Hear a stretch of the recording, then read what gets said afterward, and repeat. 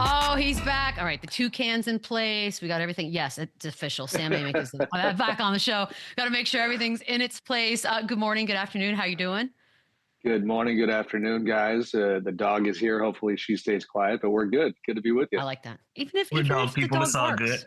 Yeah, we're Right, pro right, barks right. here. We actually like. I hope mine does bark. To be honest with you, we're gonna Let's start do with it. a little Rile bit them of up. exactly. If she could hear me, last night's game. So it was only one, by the way. It's kind of nice to just focus on the one game and then go to bed at a Yep, normal hour. But yep. T-Wolves tie thing up, and then the question, of course, is the Steph Curry of it all, and obviously with a hamstring, it being his first, which is also remarkable. It's really hard to predict. So let's start with the latest. Are we still thinking a possible Game 5 return? I'll be honest with you. I thought that was what we were looking at when you looked at the calendar and then just the medical info relating to a grade 1 hamstring strain. But then Steph, steps in front of the cameras and starts talking like he did yesterday at shoot around. And, having been around him a fair amount, you can read his body language and hear his messaging. I don't know. He sounded like a guy that, I'll be honest right now, for me, I wouldn't be shocked if he wasn't in this series because he seemed incredibly conservative in terms of the way he sees the injury, highlighted multiple times that he's never personally been through it. When he was asked about the question of, is there going to be a gray area here where you decide like, all right, there's a little bit of risk, but I want to get back, and then you play anyway. I think the answer ultimately is yes, but even the hesitation on his part when it came to that question, it feels like it could be a minute here. And then obviously you see how it unfolded last night and you get reminded, how badly they need the guy. Yeah, that'll be interesting to see because that hamstring is nothing to play with. And Sam, I know you've been all over during these playoffs, but you were in the house for Nuggets Thunder game 2. Yep. What was and that Thunder team is rolling. That was a whooping if I ever seen one. What was your biggest takeaway from seeing game 2? First takeaway, Lou, it's funny. All the years I've done this, the media seating is not as good as it used to be, right? So I got lucky enough to sit. I got lucky enough to sit courtside, and it had been years. I'm talking, right next to the PA announcer. And my God, and you're the one who had this incredible career and you've lived it on the court. The energy of a playoff game, and it's different when you're in the stands, if you're in the corners, sitting on the court and feeling that energy, actually hearing all the interplay between coaches and refs. It was honestly an absolute joy. It was a lot of fun. And then basketball wise, to see OKC get back to doing what they do, I had focused on the fact in the first game that it seemed like the Nuggets figured out that Thunder defense a little bit after the first half. So I was focused on that going into game 2. Like, did Denver kind of solve that a little bit? Like a baseball player who sees the 104-mile-an-hour fastball and kind of finally finds it. What I forgot is how great the OKC offense is. They were 3rd in the NBA this year offensively. And game 2, that was the story. They just put it on Denver. The Nuggets defense was terrible. Shea was an MVP, 13 points in the first quarter, being aggressive, finding his guys, plus 51, which has never happened before. That is absurd. So you got reminded that, this Thunder team is potentially a juggernaut, and they got to do it in the playoffs. But in terms of how dangerous they can be, we saw that in game 2. Yeah, we all had spoke about Sam Presti yesterday, and he had just won Executive of the Year as the GM. How much credit does he get for how good this team is? Like, how impressive is the construction of this OKC team? It's massive, right? Because and it's the lion's share of the credit because not only we know the history of drafting Kevin Durant, drafting Russell Westbrook, James Harden, having a run at being a title contender in their kind of first era. To pivot and do the Paul George trade with the Clippers the way that he did, that really kind of filled up their cupboard of assets and draft picks, and then leads to getting guys like Chet Holmgren and they obviously got Shea in that trade with the Clippers, which is just one of the most impressive heists in league history, because people knew Shea was good, they didn't know he was this good, but Sam is a guy that he's pulled off something that is damn near impossible to pull off, which is you built a contender and you still have assets. Like they're not, I don't think, going to want to make any material changes this summer, but the fact that they could get into any conversation about any star player this summer based on the stuff that they have available. Not only incredible young players, but the absurd number of draft picks that they have. That's the product of Sam being incredibly good at what he does. We had a front office ranking story a couple months ago. We'd never done something like this, and polled, I think it was about 45 executives all over the league to see who's the best exec in basketball. And it was not only a landslide with Sam winning in the NBA, he actually took the award for all the major sports. We compared kind of the numbers to football and baseball. Yeah. So he's pretty good at his job. Yeah. He really could put together a completely different team next year if he wanted to.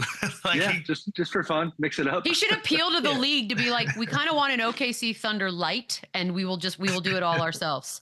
That would be awesome if he could just pull it off. Oh well. Sam, let me ask you this as well about this team, because now we're trying to sort through who's the number 2 guy on OKC. Obviously Jalen Williams is the other all-star on that team, but Chet Holmgren, has Chet caught all the way back up, and is he the guy with the most potential on his roster besides SGA? I mean, I like Lou. The word potential gets my attention, because then I think, the answer probably is Chet. J-Dub is a remarkable young player, all-star caliber.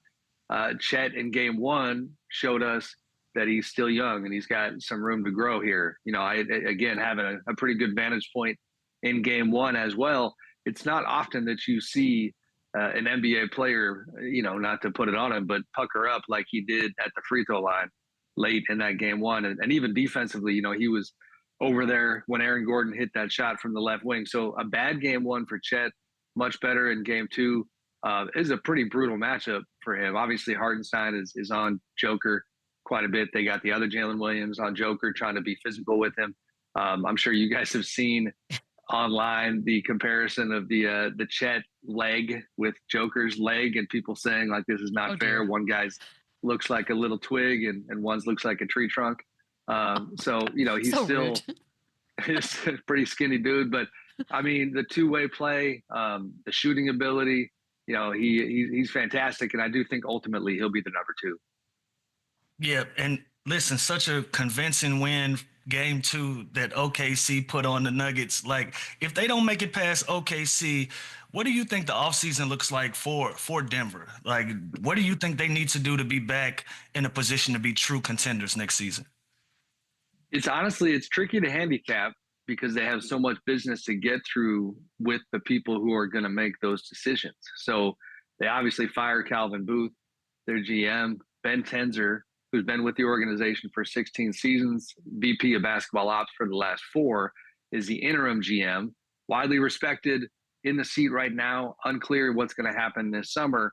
And Josh Kroenke and his dad Stan are going to make those decisions on the ownership level. So I don't know what their vision is. I mean, to this point, the story of the Nuggets in terms of where they were probably going to evolve, you would look at MPJ. Michael Porter Jr. was discussed pretty heavily at the February trade deadline with different teams, as kind of the only, it's not necessarily, just an indictment of Michael, but, the contract he has and the part that he plays in his market, it's one of the few options they might have to mix things up when it comes to the core. You see in these playoffs, Aaron Gordon's still an incredible part of what they do. Jamal Murray has playoff Jamal moments and just signed the extension last summer.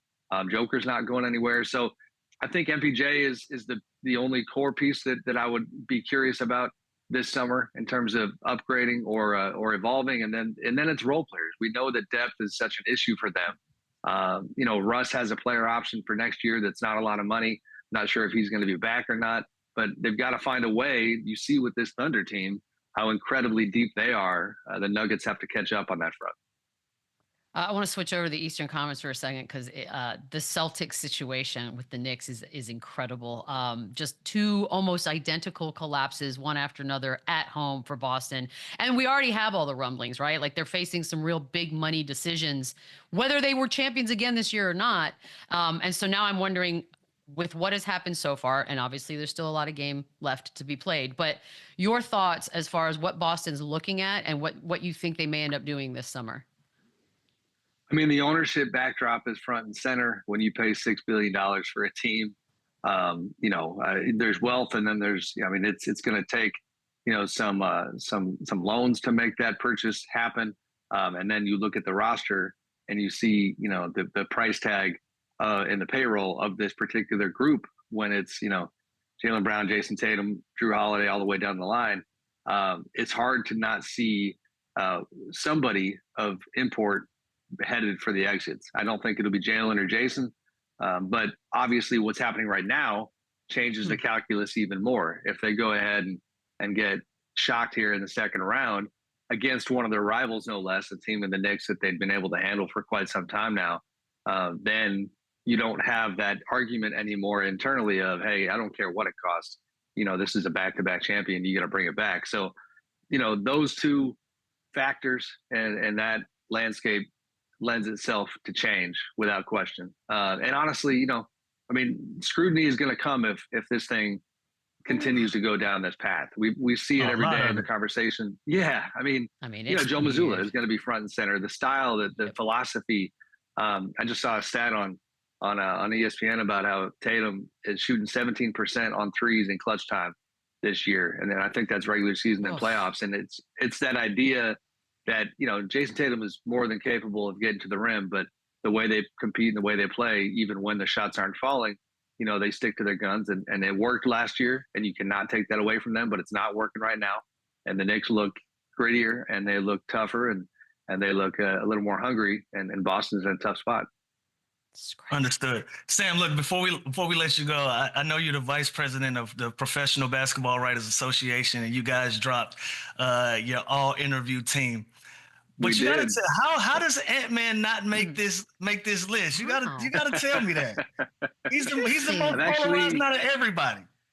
Man, Lou, I'm actually kind of like happy and also terrified that you asked this question, because it's like a real. I want to hit two things real quick. The answer to your question, I'm just being transparent with you. He's a wonderful interview. He's candid. He's colorful. He was definitely in the discussion and got some votes. He also, if I'm being real, he skips media a lot, a lot. And part of this is, you seem cool to me. No, I mean, it's a tough time in this era where there's, as you know, there's certain rules about when guys are supposed to talk, and it's tougher than ever to get those guys to talk on a routine basis. So it's that combination of like quality and quantity to be on the all interview team. He definitely had the quality. Quantity didn't necessarily hit the mark. The other one I want to hit on real quick, because you guys were talking about it. I've had people hit me like, how's Draymond get on that? Like, I thought you guys were like, didn't always enjoy it. And first of all, I love covering Draymond. Second of all, you saw last night, like, agree or disagree, like honesty, real answers. And he does. I mean, Draymond, even though he has his pod and does all this other stuff, he goes above and beyond and does a ton of media. So that's a big factor here too. Okay, there you go, Lou. Now it makes a lot more sense. There was a reason behind all that. All right, Sam, enjoy the rest. Hopefully we'll talk soon. These playoffs have been amazing so far. We'll Appreciate talk soon, you buddy. guys. Yes, sir. Oh, Bobby Portis is back. Welcome back, Bobby. Hello, Bobby.